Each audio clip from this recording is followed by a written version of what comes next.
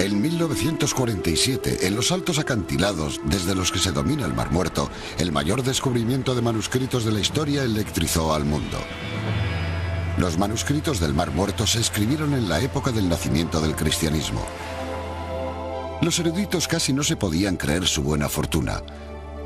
Esperaban que finalmente pudiera haber pruebas del histórico Jesús. Más de 50 años, la búsqueda de ese vínculo ha sido difícil. Hoy hay nuevos ojos mirando los antiguos pergaminos, impulsados por seductoras pistas que están dando forma a nuevas interpretaciones de los manuscritos. Algunos hablan de una relación directa con el cristianismo. Empleando herramientas ideadas para los forenses modernos, los investigadores siguen pistas hacia nuevas cuevas en las que pueda haber más manuscritos. Otros eruditos vuelven a investigar los manuscritos utilizando el ordenador y rayos infrarrojos para descubrir palabras que antes eran invisibles. ¿Pueden los manuscritos del Mar Muerto revelar aún los secretos de la cristiandad? Estamos más cerca que nunca de averiguarlo.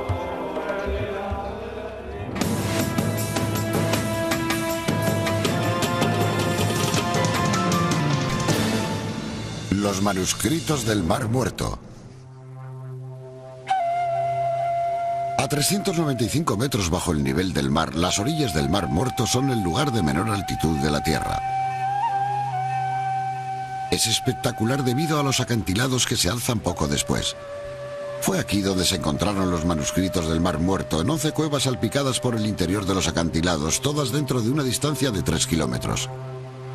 Esta es la cuarta cueva descubierta y ha llegado una expedición dirigida por este hombre, Robert Eisenman, un erudito hebreo de la Universidad Estatal de Long Beach. Van a utilizar el último modelo de radar de penetración del suelo para buscar cuevas que se pudieron haber pasado por alto. El potencial es tremendo, por decirlo así, cultural e históricamente. Si logramos encontrar una cueva que fue hecha manualmente, si tenían un exceso de manuscritos o de documentos, habrían hecho una segunda cueva o una tercera. Y tal vez no podamos ver la entrada. El potencial es inimaginable. Es típico de lo que inspiran los manuscritos, la simple idea de descubrir nuevos manuscritos que puedan proporcionar nuevas pistas. Ha sido así desde el primer descubrimiento. Es uno de los lugares más áridos de la Tierra, yermo excepto por su historia. Este es el desierto mencionado en los Evangelios por el que Jesús caminó, donde Juan el Bautista habló de una voz en el desierto, donde los pastores siguen buscando cualquier atisbo de verde hierba entre las rocas.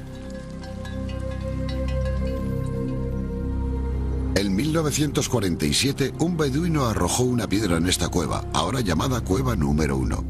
Sonó como si la piedra hubiese impactado con cerámica, con algo artificial. En su interior, el beduino encontró 10 tarros. En uno de ellos había varios fardos cuidadosamente envueltos en lino. Al regresar al campamento, desenvolvió una larga tira de piel en la que había unos extraños escritos. Los beduinos sabían que su hallazgo era antiguo, pero no sabían cuál era su antigüedad. Siempre atentos a cualquier antigüedad que puedan encontrar en el desierto de Judea, intentaron vender su hallazgo a un tratante en Belén y luego en Jerusalén. No fue difícil encontrar a uno en el mercado de la vieja ciudad. En un bazar se puede encontrar de todo.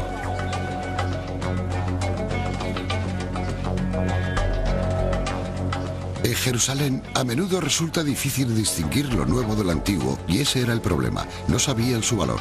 ¿Serían falsos?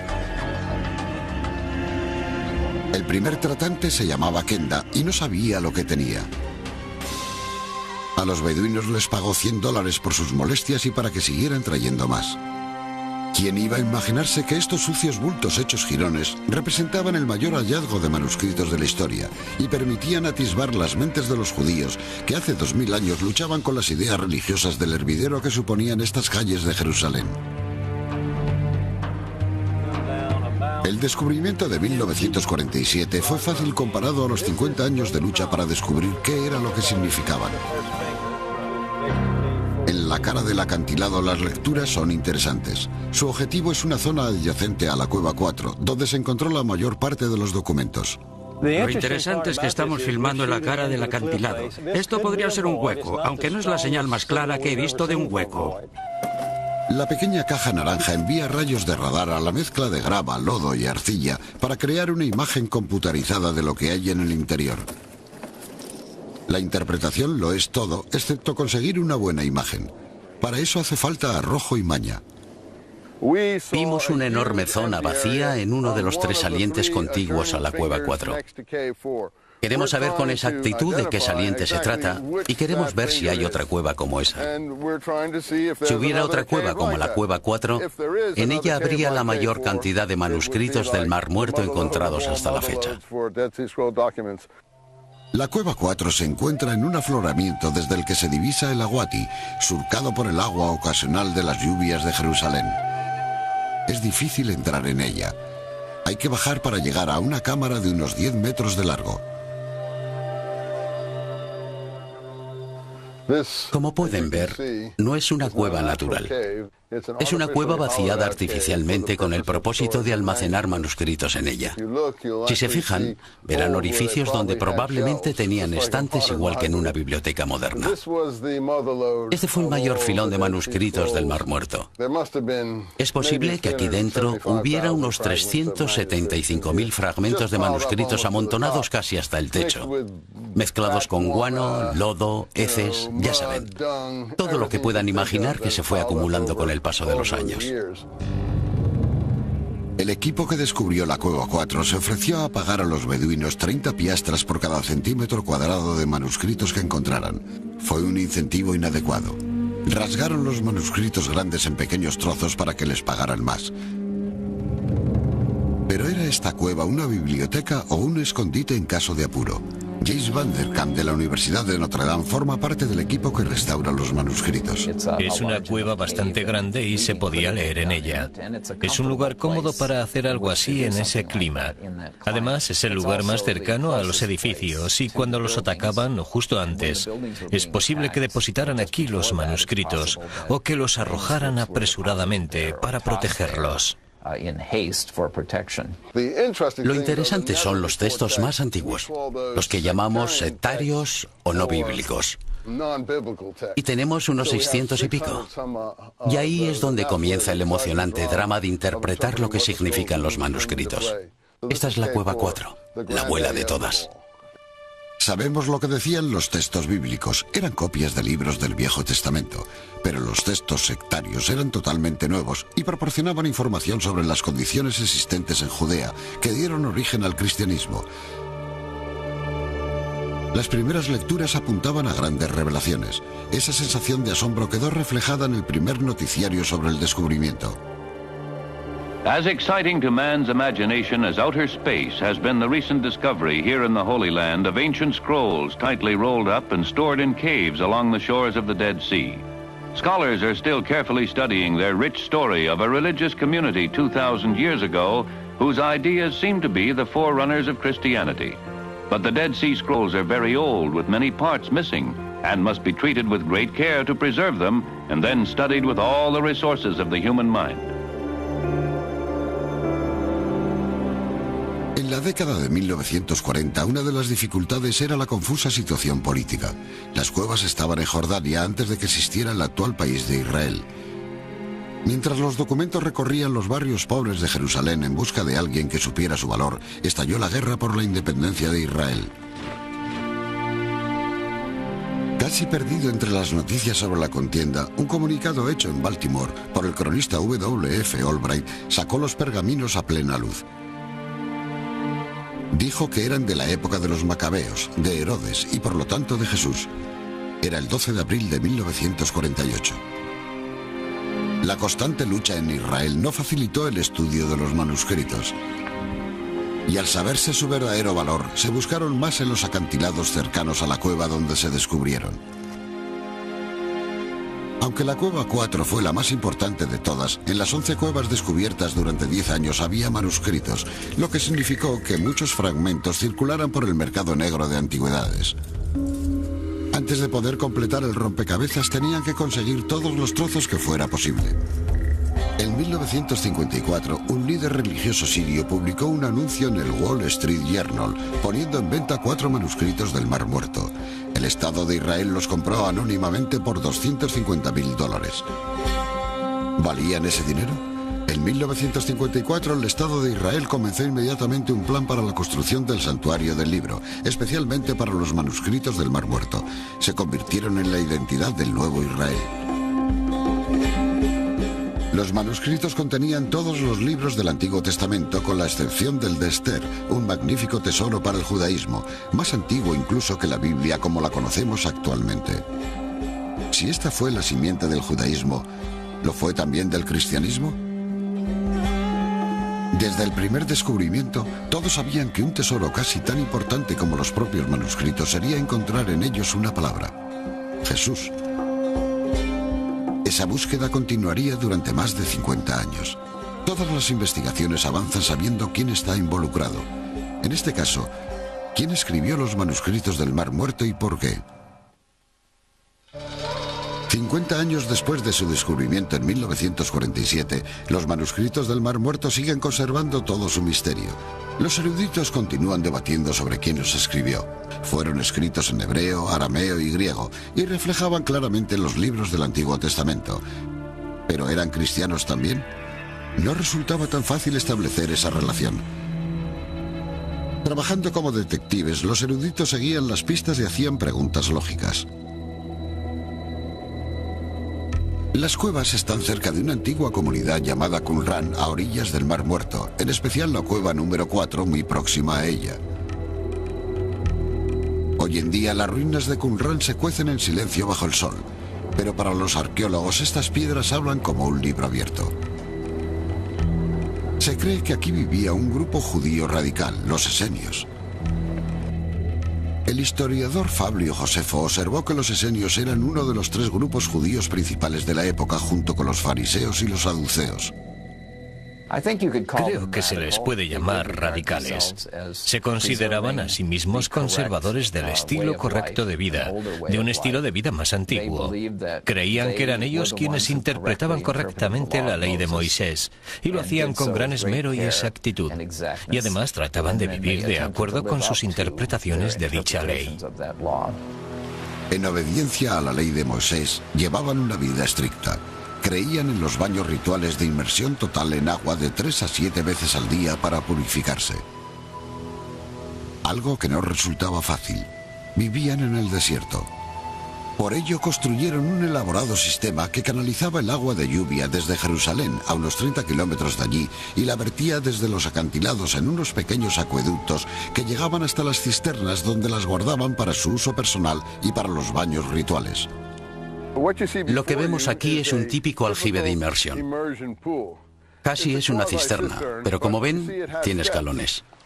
Escalones no solo para limpiarlo, sino para que la gente baje por ellos y se sumerja a modo de ritual de purificación. Y si examinan los documentos, sobre todo los de las normas comunitarias, verán que era algo que se exigía diariamente a los miembros de la comunidad. Eran vegetarianos. No admitían mujeres. Los esenios cedían todas sus posesiones a la comunidad. Entre las ruinas, los arqueólogos han encontrado restos de lo que algunos consideran un scriptorium, donde los escribas pudieron haber copiado las sagradas escrituras del Antiguo Testamento. Pero en los manuscritos había otras ideas. Muchos son textos poéticos, como los Salmos, pero expresan las ideas de este grupo. Varios de ellos tratan sobre el futuro, hablan de Mesías, del final de la guerra y cosas por el estilo. Al menos un erudito cree que la variedad de escritos contenidos en los manuscritos significa que no tienen por qué ser originarios de Qumran necesariamente, sino que pudieron ser traídos aquí durante un ataque de los romanos. Norman Gold, Universidad de Chicago. Si nos fijamos atentamente en los lugares en los que fueron encontrados, vemos que están situados en el lecho del río Awati, o cerca de él, tras haber dejado atrás a Jerusalén. Por el significativo aspecto de la historia de los judíos de Jerusalén en aquella época, se vieron obligados a sacar los manuscritos de la ciudad.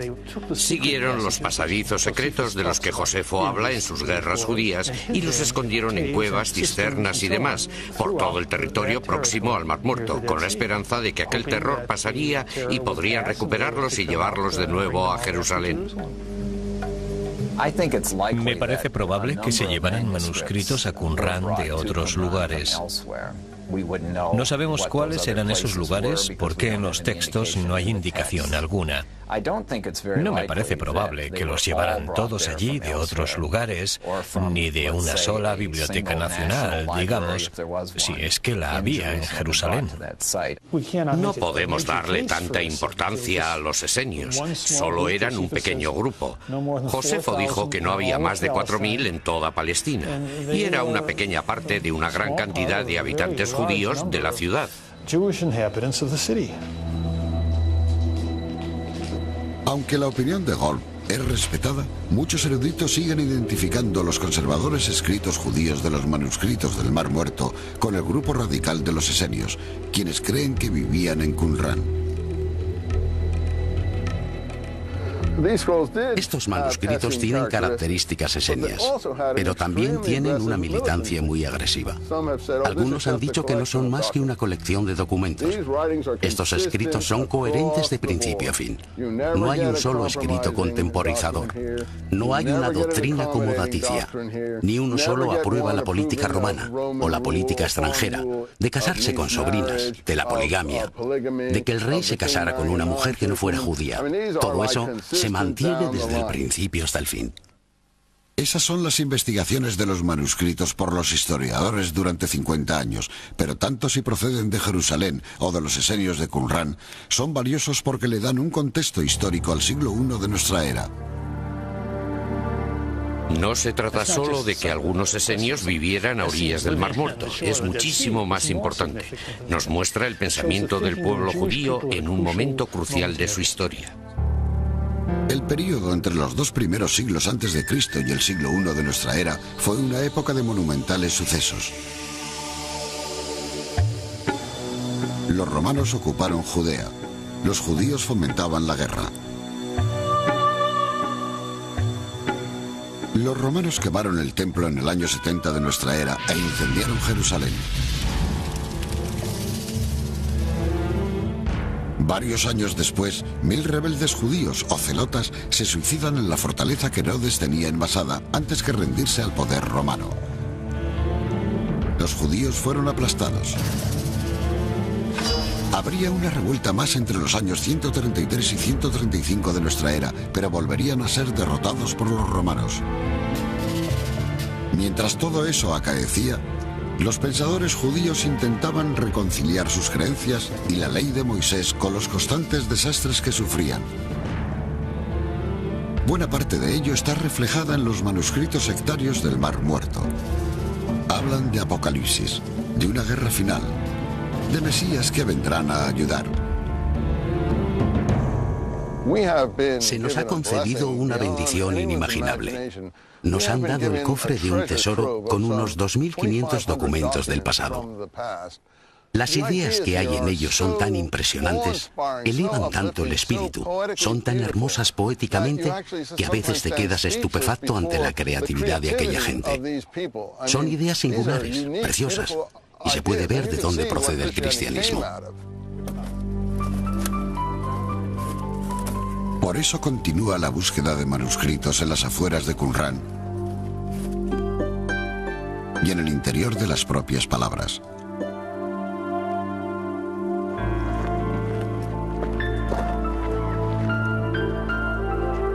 ¿Crees que ahí tenemos una buena lectura? Richard Reeves y su hijo David manejan el radar de penetración del suelo. El sendero de papel para buscar el cristianismo a orillas del Mar Muerto. Tal vez estemos a punto de encontrar un filón. No ha sido una excavación fácil. El radar de penetración del suelo indicó la posibilidad de que aquí hubiera una cueva, pero no la han encontrado. ¿Tenéis algo en lo que se vea la sonda en la que hemos cavado? El suelo es muy duro, mucho más duro de lo que creíamos. No es solo piedra caliza y barro, casi parece granito cuando se ponen a picar en él. Y hacerlo les está llevando varios días.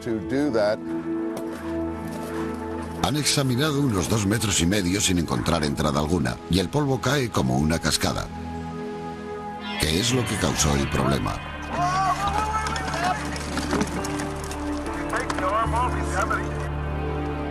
El GPR se ha incrustado en una grieta y tendrán que sacarlo. Pero a veces los accidentes llevan a un descubrimiento. Mientras está allí abajo ve un pequeño agujero. La mejor pista hasta el momento. El equipo irá a investigar. Parece una especie de zona vacía. Podía estar. Estaba cerca del extremo de esta lectura. Probablemente en el extremo final de las 2 últimas lecturas. Algo que tenga aspecto de ser zona vacía. Los primeros eruditos comprendieron que era algo muy valioso para el judaísmo, pero querían descubrir qué más decían los manuscritos sobre el cristianismo. Comenzaron a cotejar frases similares entre el Nuevo Testamento, los evangelios cristianos y los manuscritos del Mar Muerto. En el libro de los Hechos se describe cómo en las primeras iglesias los seguidores de Jesús entregaban sus propiedades al grupo para resolver cualquier necesidad económica que la gente pudiera tener.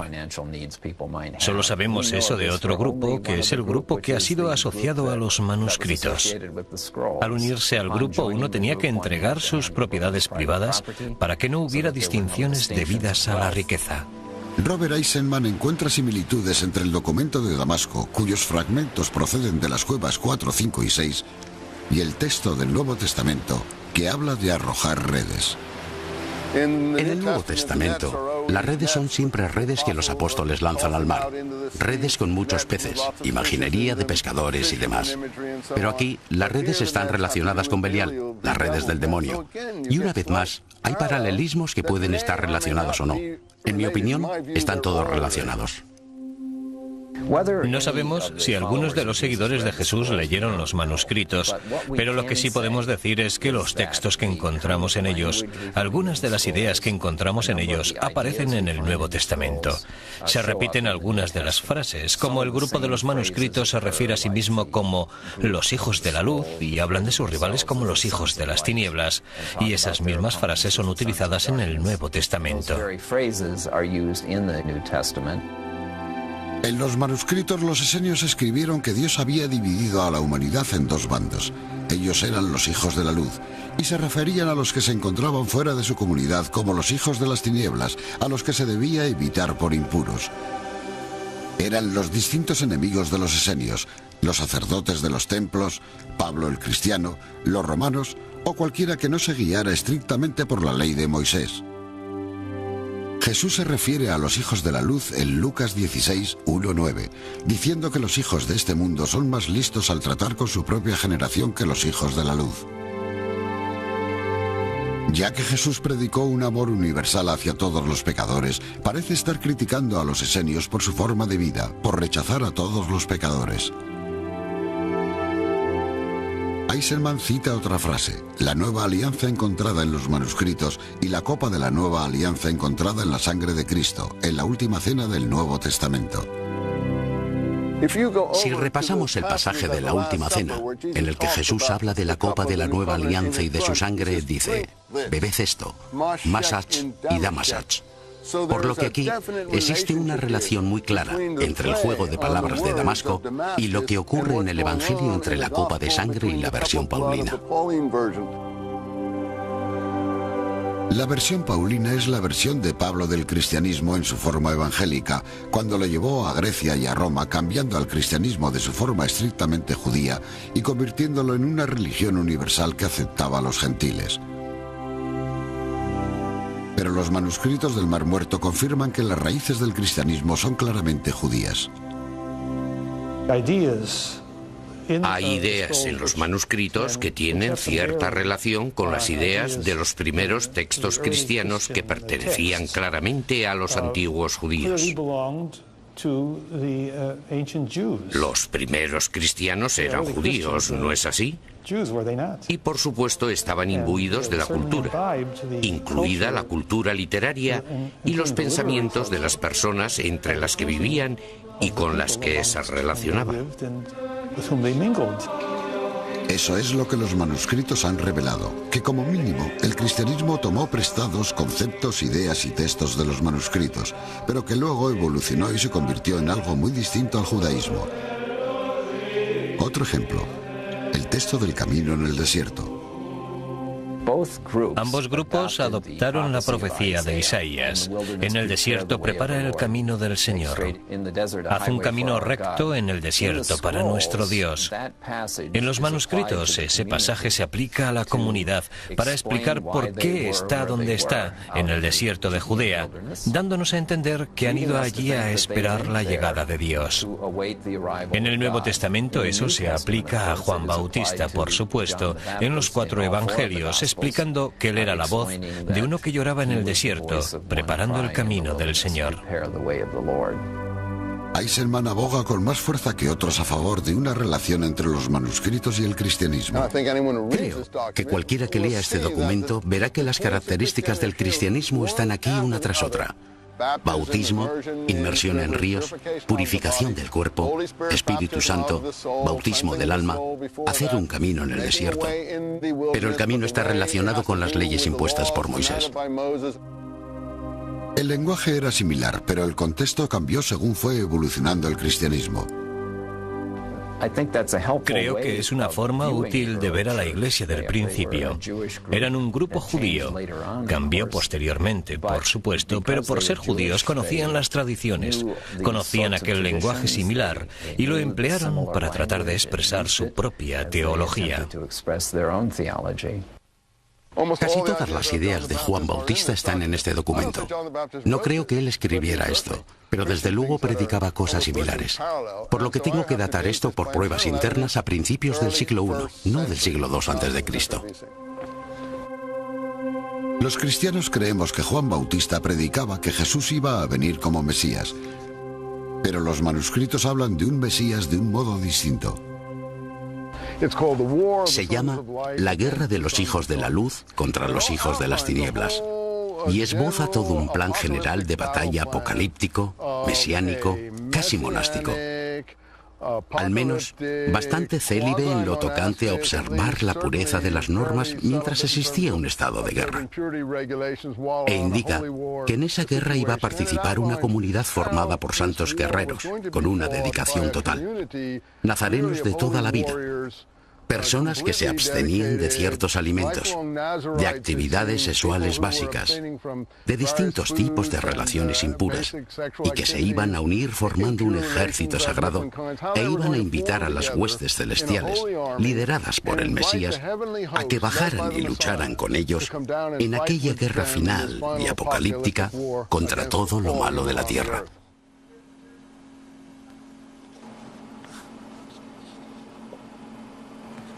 Algunos estudiosos de la Biblia interpretan eso como una predicción del futuro, pero la mayoría de los eruditos del Mar Muerto creen que es una interpretación de momentos actuales, de lucha contra un ejército de ocupación, los romanos, y cómo podían calmar la agitación política a la que se enfrentaban con su Dios. Los movimientos mesiánicos de los manuscritos no mencionan a Jesús, pero hacen el trabajo preliminar. En el caso de los manuscritos de Qumran, tenemos pruebas de que esperaban la llegada de 2 Mesías, uno que sería descendiente de David y uno que sería un sacerdote. En el Nuevo Testamento, por supuesto, Jesús es el Mesías descendiente de David, según nos lo indican las genealogías de los Evangelios. Pero también tiene aspectos sacerdotales, sobre todo en el libro de los Hebreos. Los evangelios escritos tras la revuelta hebrea situaban a Jesús en el papel de Mesías. Los manuscritos del Mar Muerto hablan de otra cosa. Demuestra cómo luchaban. Y en esa lucha hay algo para cada uno de nosotros. La lucha de un pueblo que busca de un modo justo, un modo correcto de vivir, el buen camino. No es tan fácil y uno tiene que luchar por sus ideales. Y esa lucha se encuentra en los manuscritos. Mientras que el radar de penetración del suelo busca nuevas cuevas en las que pueda haber más manuscritos del Mar Muerto, se están utilizando otras modernas herramientas para desvelar los secretos que encierran los manuscritos. La primera tarea consiste en conservar las pruebas. Los escribas escribieron en pieles de animales llamadas pergaminos y en papel hecho de fibras de papiro. Algunos arqueólogos creen que en Anrum había un escritorium donde los escribas o escribanos trabajaban en largas mesas. Aunque algunos de los manuscritos de 2000 años de antigüedad se encuentran en un extraordinario estado, miles de otros fragmentos no lo están. En las oficinas del sótano del Museo de Israel, 3 científicos trabajan como neurocirujanos para salvarlos. Una tarea consiste en corregir los errores de editores anteriores que unieron los fragmentos con cinta adhesiva corriente. Ahora tienen que retirar la cola de los delicados fragmentos para poder conservarlos. Ahora no utilizamos esos materiales, así que hay que retirarla. Pero antes de hacerlo, tenemos que aplicar un tinte temporal de refuerzo por el otro lado.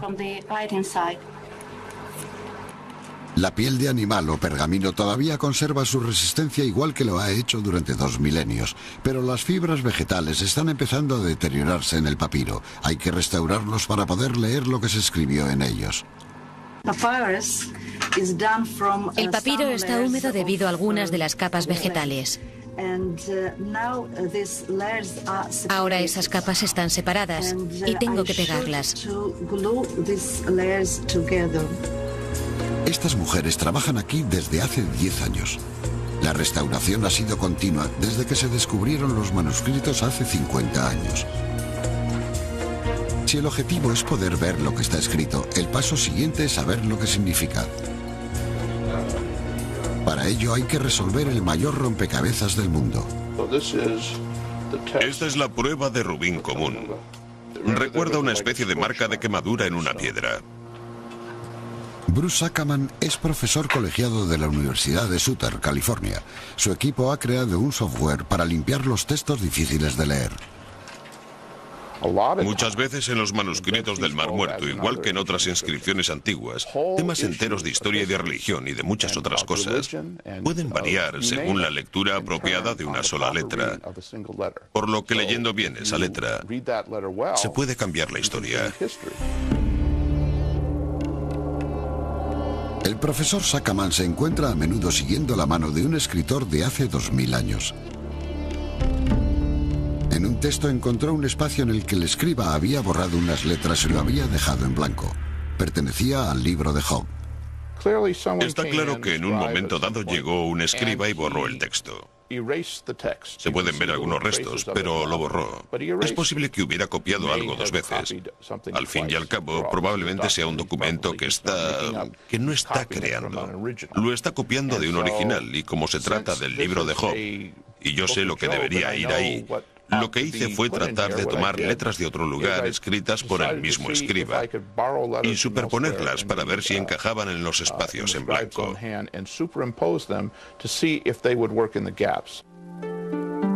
La frase en arameo dice, según las costumbres de un hombre, del libro de Job.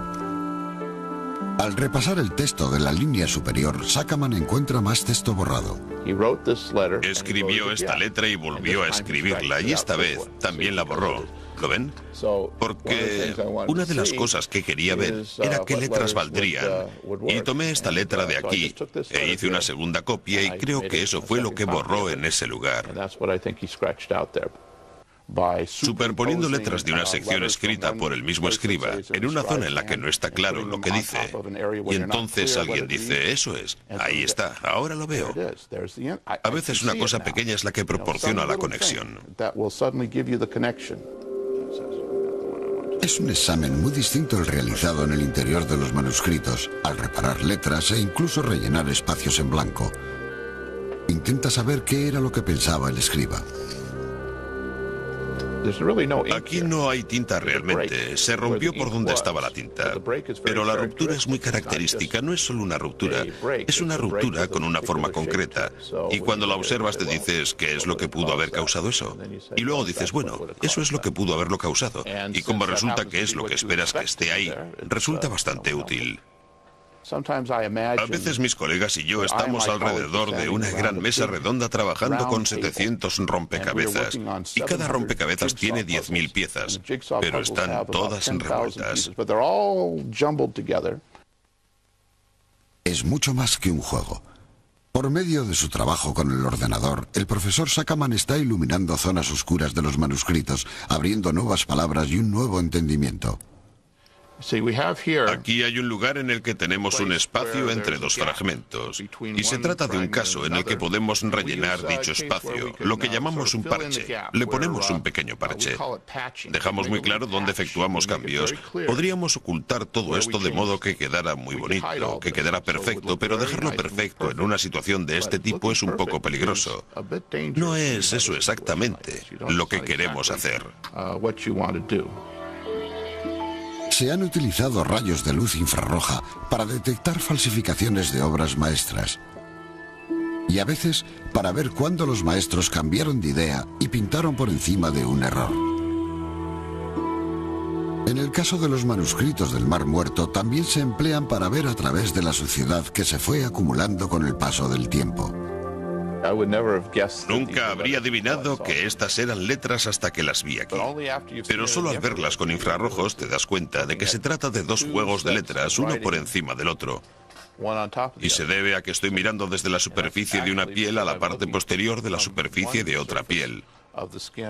Pero con los infrarrojos se puede mirar a través de ellas, como si fueran rayos X.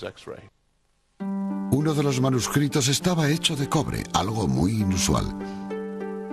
Mientras que el 25% de los otros manuscritos eran copias de libros sagrados, materia de años de estudios, este era el mapa de un tesoro, literalmente con indicaciones sobre dónde estaban enterrados el oro y la plata. Nadie ha anunciado el descubrimiento de los tesoros. Los tesoros se encuentran en 60 lugares distintos en los que se encontrará otra copia de este documento con su interpretación. Mi teoría consiste en que hay dos documentos que son como una cerradura y una llave, y ambos son necesarios para averiguar dónde está el tesoro. Es posible que el tesoro ni siquiera exista. Muchos han seguido las indicaciones y han vuelto de vacío. Por eso sigue fascinando. ¿Y por qué se encontraba entre las Sagradas Escrituras? Ese no es el único misterio de los manuscritos. Muchas de las referencias a lugares y personas están escritas en una clave que los eruditos han tenido que descifrar. Un obstáculo más para llegar al verdadero significado de los manuscritos. Aquellos que buscan en los manuscritos del Mar Muerto el origen del cristianismo se enfrentan a un obstáculo más. Para hacer que el mayor rompecabezas del mundo sea más difícil todavía, hay muy pocos nombres escritos en ellos, lo que significa que no hay mención alguna de Jesús. En los manuscritos casi siempre se refieren a pueblos e individuos por medio de claves o epítetos, incluyendo a veces juegos de palabras para referirse a ellos, por lo que no siempre es evidente a quién se refieren. Preferiríamos que no dijeran el maestro de la rectitud o el sacerdote malvado para referirse a su rival y que nos dijeran quiénes eran. Aquí, en vez del nombre de Dios, pusieron 4 puntos para el nombre de Dios. Lo que aquí dice realmente es que Dios le habló a Moisés. El profesor Eisenman cree empleaban palabras cifradas para protegerse y no ser perseguidos. Como no identifican a nadie por su nombre, al menos podían decir, no nos referíamos a eso. Es posible que al final no les valiera de nada, pero al menos podían alegar eso. En todos los manuscritos aparecen frases interesantes. Maestro de rectitud, sacerdote malvado, Kitim. Aunque los cristianos piensan rápidamente en Jesús o en Juan Bautista en esos términos, los historiadores creen que no se pueden aplicar a ellos. Lo más probable es que los escribas estuvieran describiendo a sus propios enemigos y no se refirieran a grandiosas ideas. Como ejemplo, se cree que el maestro de rectitud es el fundador de los esenios. El sacerdote malvado, alguien con quien no están de acuerdo, que está enseñando un mensaje diferente, pero no el cristianismo. No hay pruebas convincentes que demuestren eso. No hay ningún manuscrito humeante que te permita decir, está claro que este es un manuscrito que tuvo una influencia fundamental sobre Jesús, o Jesús estuvo allí e influyó en ellos, o estuvieron allí e influyeron en Jesús o en Pedro, o en cualquiera de los primeros cristianos. Ese es el consenso de los eruditos, pero en ese consenso también se admite que el verdadero valor de los manuscritos es la historia que le proporcionaron a un pueblo en un momento de grandes disturbios. Hubo 2 levantamientos judíos contra la ocupación romana de Palestina. 2 veces fueron derrotados los judíos y el sagrado templo de Salomón incendiado. No se le permitía sobrevivir a nadie que se resistiera a Roma. Los romanos les daban caza a todos, incluida Masada.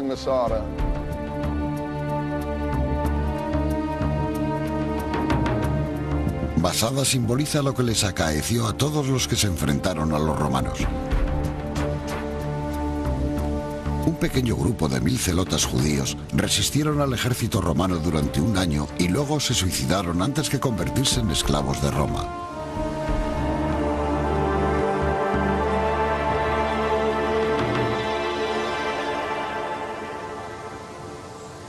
Los únicos grupos que sobrevivieron fueron los cristianos paulinos, que también alegan ser fariseos en un principio, aunque los evangelios se representan a sí mismos en contra de los fariseos, y en la figura de su Jesús como la representan ya al estilo paulino.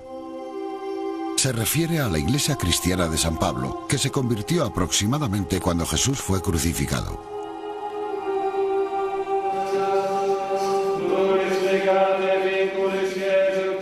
Eisenman cree que ese es el cristianismo que hoy conocemos y que evolucionó a partir de los grupos judíos que escribieron los manuscritos del Mar Muerto. Pablo conoce a ese grupo. Fue preparado en él. Todo su vocabulario refleja su preparación en ese grupo con el que es evidente que tuvo desavenencias.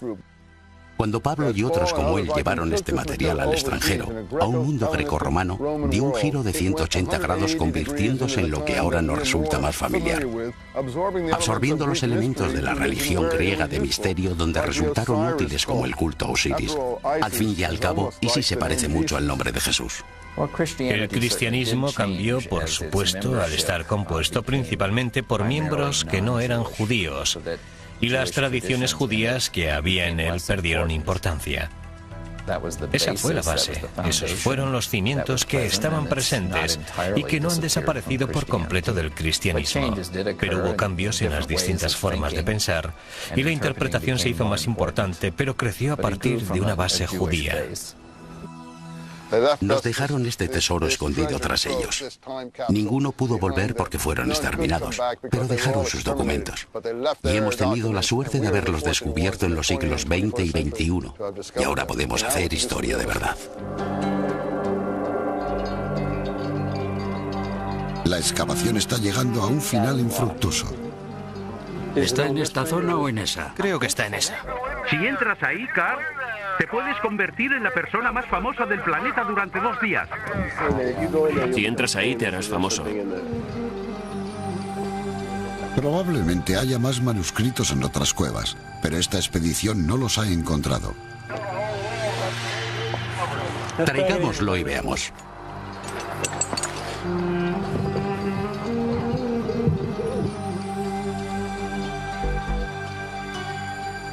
Es como jugar a la gallina ciega, porque no sabemos si estamos demasiado abajo o demasiado arriba, y picar el suelo es tan difícil que no les podemos pedir a los obreros que hagan más de lo que están haciendo. Pueden haber hecho el agujero demasiado abajo o demasiado arriba, pero hemos intentado sondear físicamente lo que vimos en las imágenes del radar, y hemos hecho todo lo posible, porque el trabajo ha sido extremadamente duro y estamos cansados. No se imaginan lo duros que son esos acantilados. La verdadera exploración continuará en el interior de los manuscritos y fragmentos, empleando tecnología forense para buscar nuevas palabras escondidas en las pieles de animales.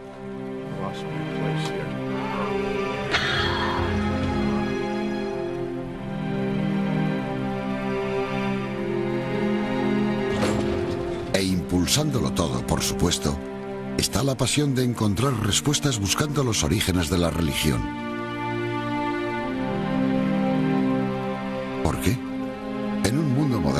viajes espaciales y ADN, la verdadera cuestión es cómo decidir cómo vivir con lo que una religión de 2000 años de antigüedad nos dice que creamos.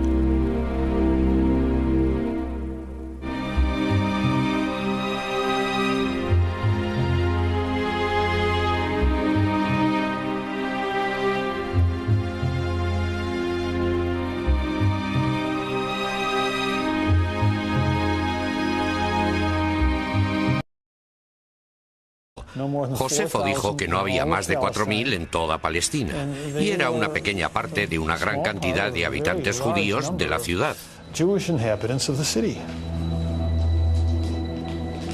Aunque la opinión de Golb es respetada, muchos eruditos siguen identificando los conservadores escritos judíos de los manuscritos del Mar Muerto con el grupo radical de los esenios, quienes creen que vivían en Qumran. Estos manuscritos tienen características esenias, pero también tienen una militancia muy agresiva. Algunos han dicho que no son más que una colección de documentos. Estos escritos son coherentes de principio a fin. No hay un solo escrito contemporizador. No hay una doctrina acomodaticia. Ni uno solo aprueba la política romana o la política extranjera, de casarse con sobrinas, de la poligamia, de que el rey se casara con una mujer que no fuera judía. Todo eso se mantiene desde el principio hasta el fin. Esas son las investigaciones de los manuscritos por los historiadores durante 50 años, pero tanto si proceden de Jerusalén o de los esenios de Qumran, son valiosos porque le dan un contexto histórico al siglo I de nuestra era. No se trata solo de que algunos esenios vivieran a orillas del Mar Muerto, es muchísimo más importante. Nos muestra el pensamiento del pueblo judío en un momento crucial de su historia. El período entre los 2 primeros siglos antes de Cristo y el siglo I de nuestra era fue una época de monumentales sucesos. Los romanos ocuparon Judea. Los judíos fomentaban la guerra. Los romanos quemaron el templo en el año 70 de nuestra era e incendiaron Jerusalén. Varios años después, 1000 rebeldes judíos o celotas se suicidan en la fortaleza que Herodes tenía envasada antes que rendirse al poder romano. Los judíos fueron aplastados. Habría una revuelta más entre los años 133 y 135 de nuestra era, pero volverían a ser derrotados por los romanos. Mientras todo eso acaecía, los pensadores judíos intentaban reconciliar sus creencias y la ley de Moisés con los constantes desastres que sufrían. Buena parte de ello está reflejada en los manuscritos sectarios del Mar Muerto. Hablan de Apocalipsis, de una guerra final, de mesías que vendrán a ayudar. Se nos ha concedido una bendición inimaginable. Nos han dado el cofre de un tesoro con unos 2500 documentos del pasado. Las ideas que hay en ellos son tan impresionantes, elevan tanto el espíritu, son tan hermosas poéticamente, que a veces te quedas estupefacto ante la creatividad de aquella gente. Son ideas singulares, preciosas, y se puede ver de dónde procede el cristianismo. Por eso continúa la búsqueda de manuscritos en las afueras de Qumran y en el interior de las propias palabras.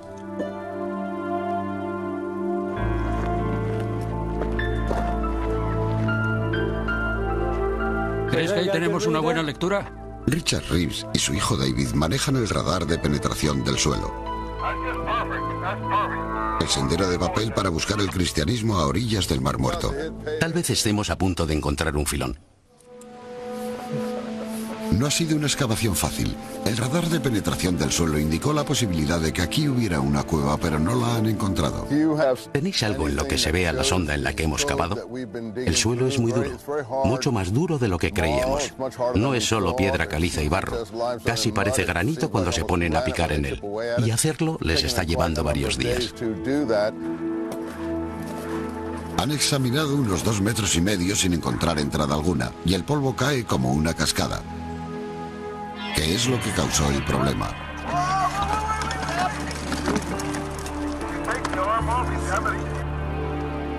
El GPR se ha incrustado en una grieta y tendrán que sacarlo. Pero a veces los accidentes llevan a un descubrimiento. Mientras está allí abajo ve un pequeño agujero. La mejor pista hasta el momento. El equipo irá a investigar. Parece una especie de zona vacía. Podía estar. Estaba cerca del extremo de esta lectura. Probablemente en el extremo final de las 2 últimas lecturas. Algo que tenga aspecto de ser zona vacía. Los primeros eruditos comprendieron que era algo muy valioso para el judaísmo, pero querían descubrir qué más decían los manuscritos sobre el cristianismo. Comenzaron a cotejar frases similares entre el Nuevo Testamento, los evangelios cristianos y los manuscritos del Mar Muerto. En el libro de los Hechos se describe cómo en las primeras iglesias los seguidores de Jesús entregaban sus propiedades al grupo para resolver cualquier necesidad económica que la gente pudiera tener. Solo sabemos eso de otro grupo, que es el grupo que ha sido asociado a los manuscritos. Al unirse al grupo, uno tenía que entregar sus propiedades privadas para que no hubiera distinciones debidas a la riqueza. Robert Eisenman encuentra similitudes entre el documento de Damasco, cuyos fragmentos proceden de las cuevas 4, 5 y 6, y el texto del Nuevo Testamento, que habla de arrojar redes. En el Nuevo Testamento, las redes son siempre redes que los apóstoles lanzan al mar. Redes con muchos peces, imaginería de pescadores y demás. Pero aquí, las redes están relacionadas con Belial, las redes del demonio. Y una vez más, hay paralelismos que pueden estar relacionados o no. En mi opinión, están todos relacionados. No sabemos si algunos de los seguidores de Jesús leyeron los manuscritos, pero lo que sí podemos decir es que los textos que encontramos en ellos, algunas de las ideas que encontramos en ellos, aparecen en el Nuevo Testamento. Se repiten algunas de las frases, como el grupo de los manuscritos se refiere a sí mismo como los hijos de la luz y hablan de sus rivales como los hijos de las tinieblas, y esas mismas frases son utilizadas en el Nuevo Testamento. En los manuscritos los esenios escribieron que Dios había dividido a la humanidad en 2 bandos. Ellos eran los hijos de la luz, y se referían a los que se encontraban fuera de su comunidad como los hijos de las tinieblas, a los que se debía evitar por impuros.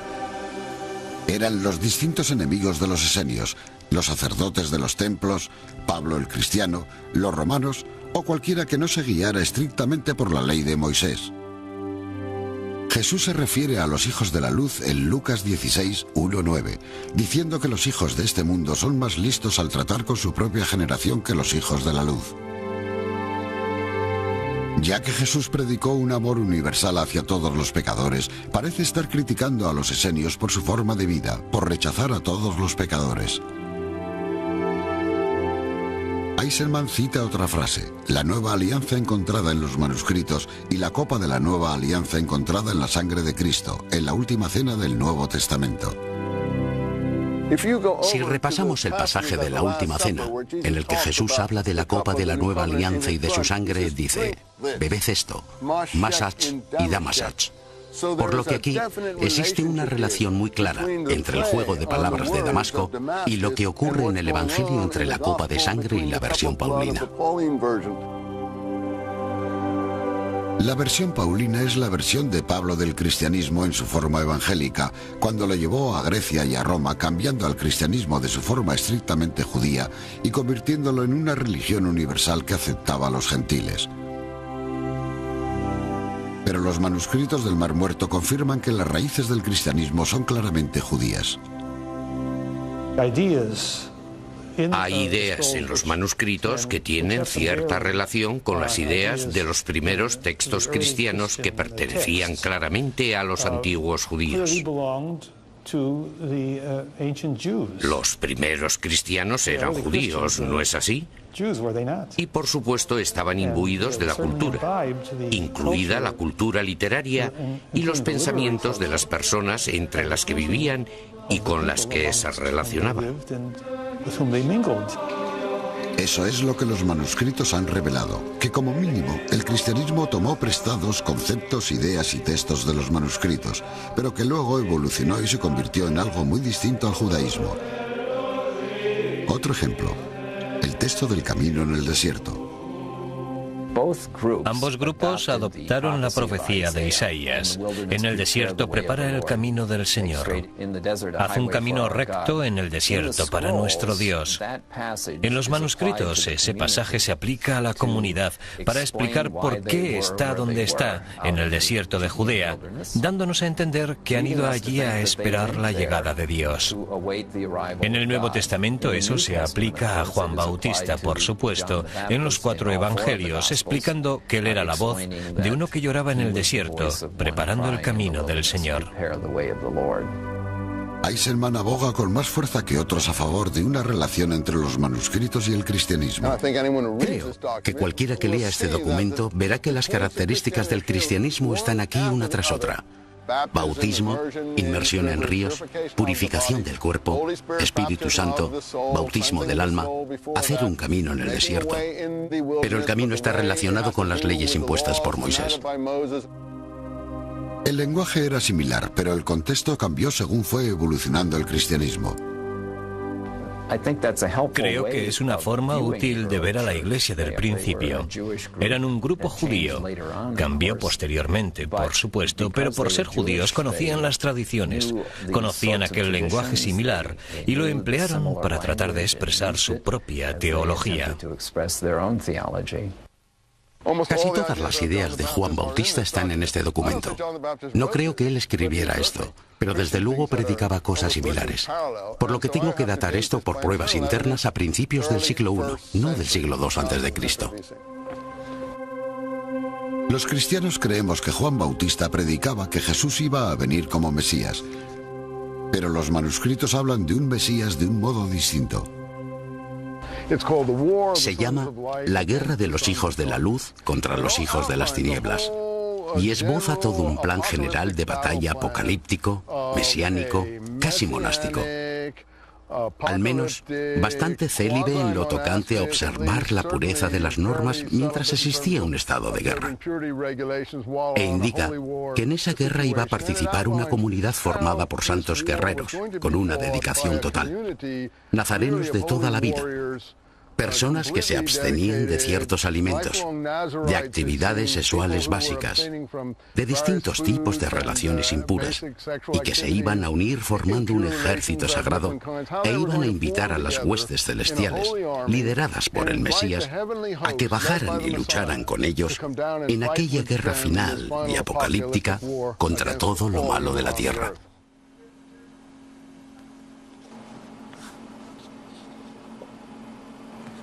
Algunos estudiosos de la Biblia interpretan eso como una predicción del futuro, pero la mayoría de los eruditos del Mar Muerto creen que es una interpretación de momentos actuales, de lucha contra un ejército de ocupación, los romanos, y cómo podían calmar la agitación política a la que se enfrentaban con su Dios. Los movimientos mesiánicos de los manuscritos no mencionan a Jesús, pero hacen el trabajo preliminar. En el caso de los manuscritos de Qumran, tenemos pruebas de que esperaban la llegada de 2 Mesías, uno que sería descendiente de David y uno que sería un sacerdote. En el Nuevo Testamento, por supuesto, Jesús es el Mesías descendiente de David, según nos lo indican las genealogías de los Evangelios. Pero también tiene aspectos sacerdotales, sobre todo en el libro de los Hebreos. Los evangelios escritos tras la revuelta hebrea situaban a Jesús en el papel de Mesías. Los manuscritos del Mar Muerto hablan de otra cosa. Demuestra cómo luchaban. Y en esa lucha hay algo para cada uno de nosotros. La lucha de un pueblo que busca de un modo justo, un modo correcto de vivir, el buen camino. No es tan fácil y uno tiene que luchar por sus ideales. Y esa lucha se encuentra en los manuscritos. Mientras que el radar de penetración del suelo busca nuevas cuevas en las que pueda haber más manuscritos del Mar Muerto, se están utilizando otras modernas herramientas para desvelar los secretos que encierran los manuscritos. La primera tarea consiste en conservar las pruebas. Los escribas escribieron en pieles de animales llamadas pergaminos y en papel hecho de fibras de papiro. Algunos arqueólogos creen que en Anrum había un escritorium donde los escribas o escribanos trabajaban en largas mesas. Aunque algunos de los manuscritos de 2000 años de antigüedad se encuentran en un extraordinario estado, miles de otros fragmentos no lo están. En las oficinas del sótano del Museo de Israel, 3 científicos trabajan como neurocirujanos para salvarlos. Una tarea consiste en corregir los errores de editores anteriores que unieron los fragmentos con cinta adhesiva corriente. Ahora tienen que retirar la cola de los delicados fragmentos para poder conservarlos. Ahora no utilizamos esos materiales, así que hay que retirarla. Pero antes de hacerlo, tenemos que aplicar un tinte temporal de refuerzo por el otro lado. La piel de animal o pergamino todavía conserva su resistencia igual que lo ha hecho durante 2 milenios, pero las fibras vegetales están empezando a deteriorarse en el papiro. Hay que restaurarlos para poder leer lo que se escribió en ellos. El papiro está húmedo debido a algunas de las capas vegetales. Ahora esas capas están separadas y tengo que pegarlas. Estas mujeres trabajan aquí desde hace 10 años. La restauración ha sido continua desde que se descubrieron los manuscritos hace 50 años. Si el objetivo es poder ver lo que está escrito, el paso siguiente es saber lo que significa. Para ello hay que resolver el mayor rompecabezas del mundo. Esta es la prueba de rubín común. Recuerda una especie de marca de quemadura en una piedra. Bruce Ackerman es profesor colegiado de la Universidad de Sutter, California.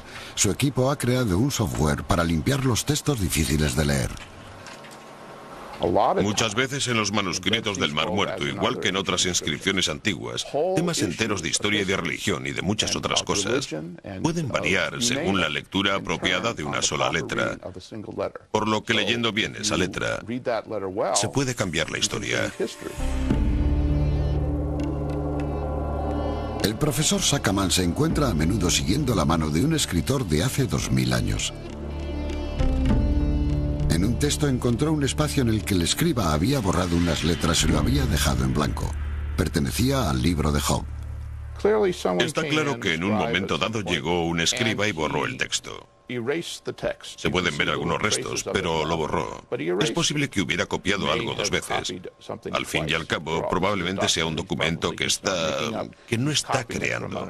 Lo está copiando de un original, y como se trata del libro de Job, y yo sé lo que debería ir ahí, lo que hice fue tratar de tomar letras de otro lugar escritas por el mismo escriba y superponerlas para ver si encajaban en los espacios en blanco.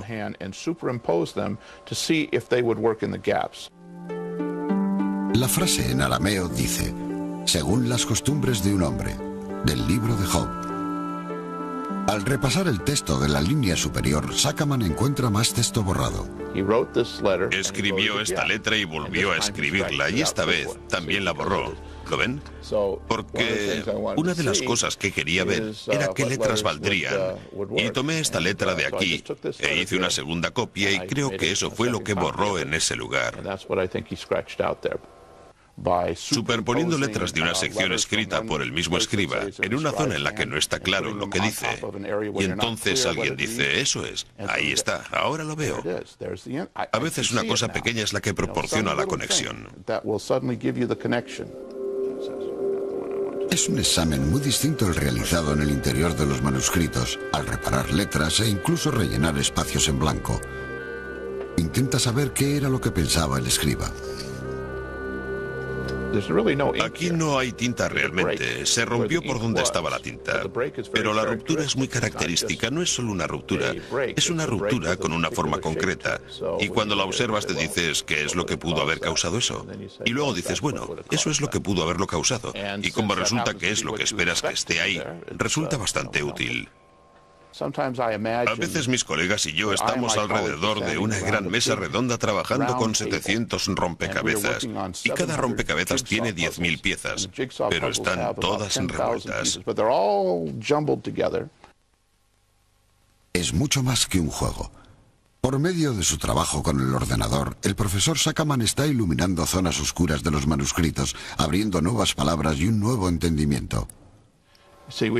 Aquí hay un lugar en el que tenemos un espacio entre dos fragmentos, y se trata de un caso en el que podemos rellenar dicho espacio, lo que llamamos un parche. Le ponemos un pequeño parche.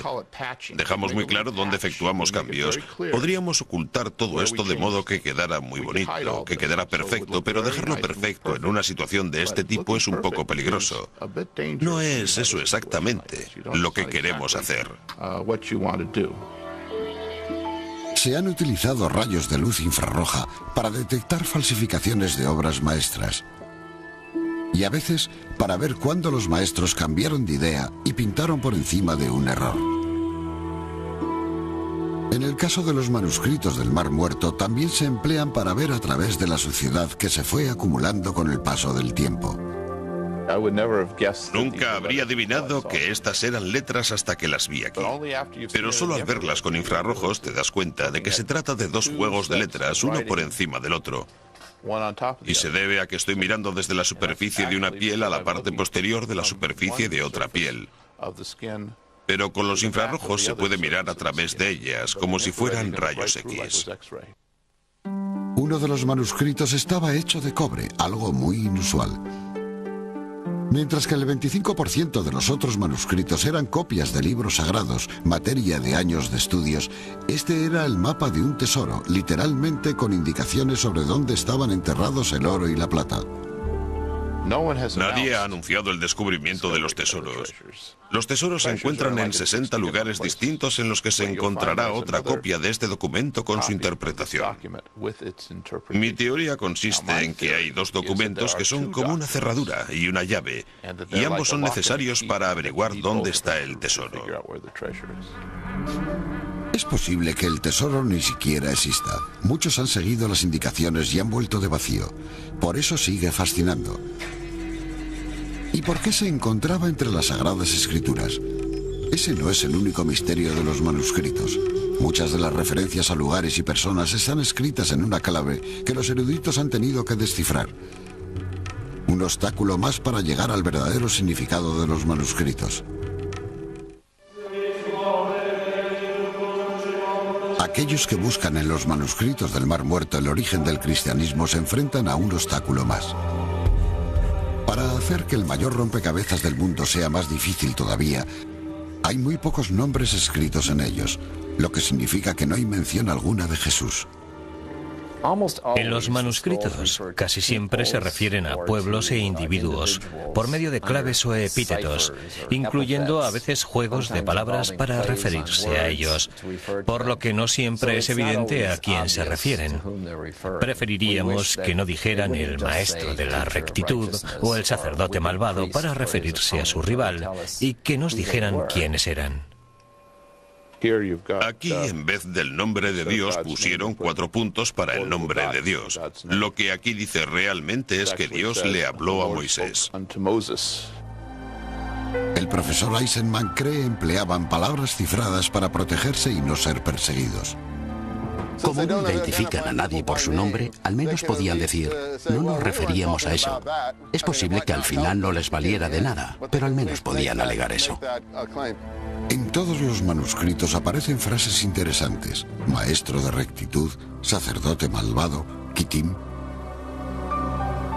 Aunque los cristianos piensan rápidamente en Jesús o en Juan Bautista en esos términos, los historiadores creen que no se pueden aplicar a ellos.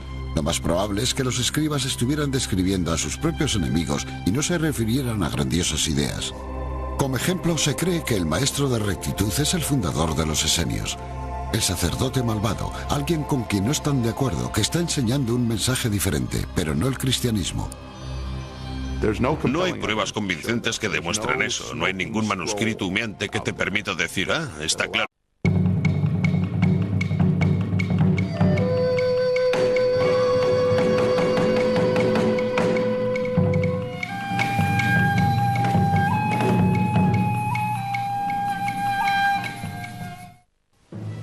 En 1947, en los altos acantilados desde los que se domina el Mar Muerto, el mayor descubrimiento de manuscritos de la historia electrizó al mundo.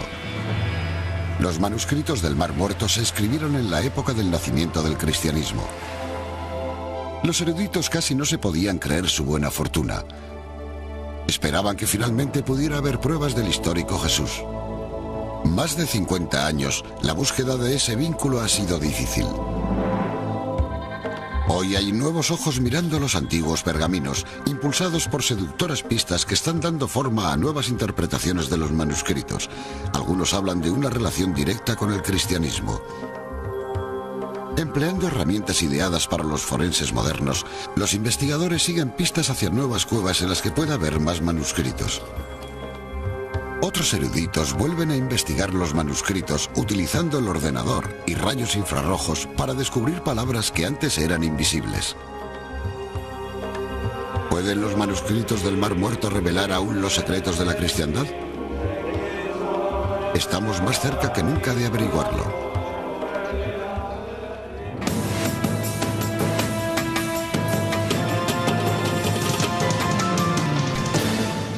Los manuscritos del Mar Muerto. A 395 metros bajo el nivel del mar, las orillas del Mar Muerto son el lugar de menor altitud de la Tierra. Es espectacular debido a los acantilados que se alzan poco después. Fue aquí donde se encontraron los manuscritos del Mar Muerto, en 11 cuevas salpicadas por el interior de los acantilados, todas dentro de una distancia de 3 kilómetros. Esta es la cuarta cueva descubierta y ha llegado una expedición dirigida por este hombre, Robert Eisenman, un erudito hebreo de la Universidad Estatal de Long Beach. Van a utilizar el último modelo de radar de penetración del suelo para buscar cuevas que se pudieron haber pasado por alto. El potencial es tremendo, por decirlo así, cultural e históricamente. Si logramos encontrar una cueva que fue hecha manualmente, si tenían un exceso de manuscritos o de documentos, habrían hecho una segunda cueva o una tercera. Y tal vez no podamos ver la entrada. El potencial es inimaginable. Es típico de lo que inspiran los manuscritos, la simple idea de descubrir nuevos manuscritos que puedan proporcionar nuevas pistas. Ha sido así desde el primer descubrimiento. Es uno de los lugares más áridos de la Tierra, yermo excepto por su historia. Este es el desierto mencionado en los Evangelios por el que Jesús caminó, donde Juan el Bautista habló de una voz en el desierto, donde los pastores siguen buscando cualquier atisbo de verde hierba entre las rocas. En 1947, un beduino arrojó una piedra en esta cueva, ahora llamada Cueva número 1. Sonó como si la piedra hubiese impactado con cerámica, con algo artificial. En su interior, el beduino encontró 10 tarros. En uno de ellos había varios fardos cuidadosamente envueltos en lino. Al regresar al campamento, desenvolvió una larga tira de piel en la que había unos extraños escritos. Los beduinos sabían que su hallazgo era antiguo, pero no sabían cuál era su antigüedad. Siempre atentos a cualquier antigüedad que puedan encontrar en el desierto de Judea, intentaron vender su hallazgo a un tratante en Belén y luego en Jerusalén. No fue difícil encontrar a uno en el mercado de la vieja ciudad. En un bazar se puede encontrar de todo.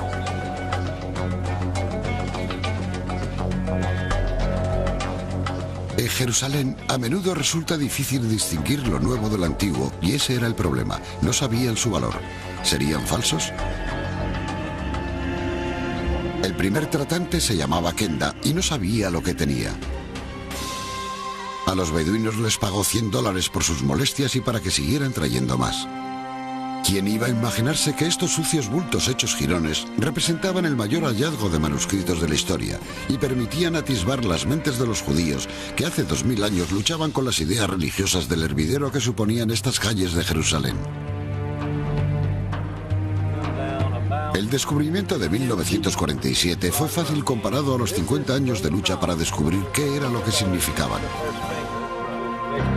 En la cara del acantilado las lecturas son interesantes. Su objetivo es una zona adyacente a la Cueva 4, donde se encontró la mayor parte de los documentos.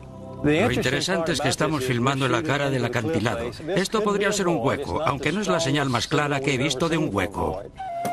La pequeña caja naranja envía rayos de radar a la mezcla de grava, lodo y arcilla para crear una imagen computarizada de lo que hay en el interior. La interpretación lo es todo, excepto conseguir una buena imagen. Para eso hace falta arrojo y maña. Vimos una enorme zona vacía en uno de los 3 salientes contiguos a la cueva 4. Queremos saber con exactitud de qué saliente se trata y queremos ver si hay otra cueva como esa. Si hubiera otra cueva como la cueva 4, en ella habría la mayor cantidad de manuscritos del Mar Muerto encontrados hasta la fecha. La cueva 4 se encuentra en un afloramiento desde el que se divisa el Aguati, surcado por el agua ocasional de las lluvias de Jerusalén. Es difícil entrar en ella. Hay que bajar para llegar a una cámara de unos 10 metros de largo. Como pueden ver, no es una cueva natural. Es una cueva vaciada artificialmente con el propósito de almacenar manuscritos en ella. Si se fijan, verán orificios donde probablemente tenían estantes igual que en una biblioteca moderna. Este fue el mayor filón de manuscritos del Mar Muerto. Es posible que aquí dentro hubiera unos 375.000 fragmentos de manuscritos amontonados casi hasta el techo, mezclados con guano, lodo, heces, ya saben, todo lo que puedan imaginar que se fue acumulando con el paso de los años. El equipo que descubrió la cueva 4 se ofreció a pagar a los beduinos 30 piastras por cada centímetro cuadrado de manuscritos que encontraran. Fue un incentivo inadecuado. Rasgaron los manuscritos grandes en pequeños trozos para que les pagaran más. Pero ¿era esta cueva una biblioteca o un escondite en caso de apuro? James Van der Kamp de la Universidad de Notre Dame forma parte del equipo que restaura los manuscritos. Es una cueva bastante grande y se podía leer en ella. Es un lugar cómodo para hacer algo así en ese clima. Además, es el lugar más cercano a los edificios y cuando los atacaban o justo antes, es posible que depositaran aquí los manuscritos o que los arrojaran apresuradamente para protegerlos. Lo interesante son los textos más antiguos, los que llamamos sectarios o no bíblicos. Y tenemos unos 600 y pico. Y ahí es donde comienza el emocionante drama de interpretar lo que significan los manuscritos. Esta es la cueva 4, la abuela de todas. Sabemos lo que decían los textos bíblicos. Eran copias de libros del Viejo Testamento, pero los textos sectarios eran totalmente nuevos y proporcionaban información sobre las condiciones existentes en Judea que dieron origen al cristianismo. Las primeras lecturas apuntaban a grandes revelaciones. Esa sensación de asombro quedó reflejada en el primer noticiario sobre el descubrimiento. As exciting to man's imagination as outer space has been the recent discovery here in the Holy Land of ancient scrolls tightly rolled up and stored in caves along the shores of the Dead Sea. Scholars are still carefully studying their rich story of a religious community 2,000 years ago whose ideas seem to be the forerunners of Christianity. But the Dead Sea Scrolls are very old with many parts missing and must be treated with great care to preserve them and then studied with all the resources of the human mind. En la década de 1940, una de las dificultades era la confusa situación política. Las cuevas estaban en Jordania antes de que existiera el actual país de Israel. Mientras los documentos recorrían los barrios pobres de Jerusalén en busca de alguien que supiera su valor, estalló la guerra por la independencia de Israel. Casi perdido entre las noticias sobre la contienda, un comunicado hecho en Baltimore por el cronista W.F. Albright sacó los pergaminos a plena luz. Dijo que eran de la época de los macabeos, de Herodes y por lo tanto de Jesús. Era el 12 de abril de 1948. La constante lucha en Israel no facilitó el estudio de los manuscritos. Y al saberse su verdadero valor, se buscaron más en los acantilados cercanos a la cueva donde se descubrieron. Aunque la cueva 4 fue la más importante de todas, en las 11 cuevas descubiertas durante 10 años había manuscritos, lo que significó que muchos fragmentos circularan por el mercado negro de antigüedades. Antes de poder completar el rompecabezas tenían que conseguir todos los trozos que fuera posible. En 1954, un líder religioso sirio publicó un anuncio en el Wall Street Journal, poniendo en venta 4 manuscritos del Mar Muerto. El Estado de Israel los compró anónimamente por $250.000. ¿Valían ese dinero? En 1954, el Estado de Israel comenzó inmediatamente un plan para la construcción del santuario del libro, especialmente para los manuscritos del Mar Muerto. Se convirtieron en la identidad del nuevo Israel.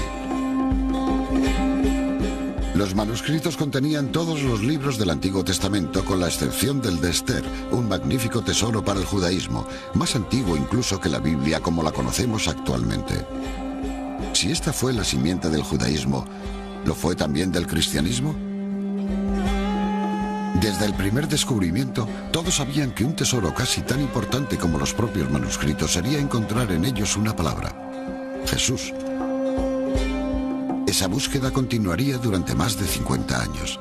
Todas las investigaciones avanzan sabiendo quién está involucrado. En este caso, ¿quién escribió los manuscritos del Mar Muerto y por qué? 50 años después de su descubrimiento en 1947, los manuscritos del Mar Muerto siguen conservando todo su misterio. Los eruditos continúan debatiendo sobre quién los escribió. Fueron escritos en hebreo, arameo y griego, y reflejaban claramente los libros del Antiguo Testamento. ¿Pero eran cristianos también? No resultaba tan fácil establecer esa relación. Trabajando como detectives, los eruditos seguían las pistas y hacían preguntas lógicas.